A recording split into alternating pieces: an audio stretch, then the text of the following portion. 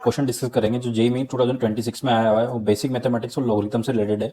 क्या क्वेश्चन है, देखो एक क्वेश्चन है कि sum of the square of all the solution of real solution of this equation type दिया हुआ है, वो लॉगरिथम में। अब अगर लॉगरिथम कहीं भी दिखे तो आपको पहले सबसे पहले उसका डोमेन देखना पड़ता है। डोमेन क्या होता है, अगर कोई भी लॉगरिथम दे रखा हो बच्चों की लॉग एक्स है यहाँ पे और यहाँ पे ए है, तो ये कंडीशन होती है एक्स ग्रेटर देन होता है इससे जीरो से। दूसरा कंडीशन जो ए है वो ग्रेटर देन जीरो होगा और a does not equal to one होगा। ये इससे आपको रिलेटेड डोमेन निकालना पड़ता है। अब मैंने जैसे ही इसमें देखा तो इसमें मैंने ये दो लॉगरिथम के पॉइंट्स हैं बच्चों, एक ये वाला टर्म्स है और एक ये वाला टर्म्स है, तो इनका यूज करके मैंने इसका डोमेन निकाला।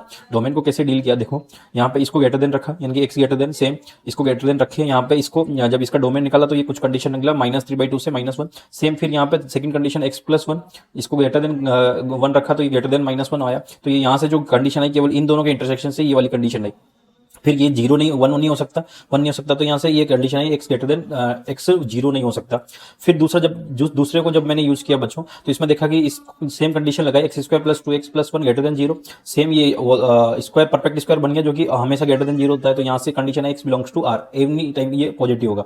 फिर इसमें कंडीशन लगाई इसके बेस में 2x + 3 ग्रेटर देन जीरो, तो यहाँ से आया x ग्रेटर देन -3/2 जो ऑलरेडी ग्रेटर देन है, केवल यही कंडीशन फुलफिल है।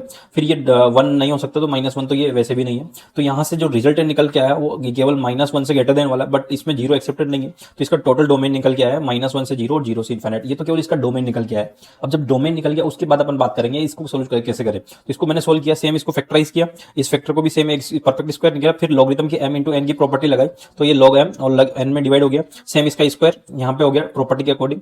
फिर यहाँ से मैंने देखा कि ये तो 1 हो जाएगा सीधा सीधा यहाँ पे डायरेक्टली, क्योंकि log x to the base x same, base same हो तो ये 1 होता है, तो ये 1 हो जाएगा।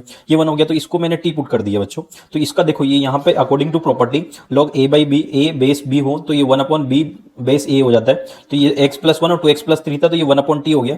तो यहाँ से देखा t+1 4 - t, यहाँ से क्वाड्रेटिक इक्वेशन बन गई। जब कैलकुलेट किया तो इसके फैक्टर हो गया t - 2 t - 1, तो यहाँ से तो t = 2 आ गया, t = 1 आया। जब t = 2 मतलब इस log को पूरे को log 2x + 3 बेस x+1 को 2 के इक्वल रखा, तो यहाँ से x का वैल्यू ±√2 आया। अब -√2 को तो अपन एक्सेप्ट करेंगे नहीं क्योंकि ये अपने डोमेन में नहीं है, -1 से स्टार्टेड है, क्योंकि माइनस ये 1 पॉइंट समथिंग है माइनस में नेगेटिव में, तो √2 यहाँ से कर लिया। फिर जब x+1 इसको ऊपर इसको t = 1 रखा तो यहाँ से x = -2 आया, जो कि आपके डोमेन में नहीं है क्योंकि x ग्रेटर देन -1 है।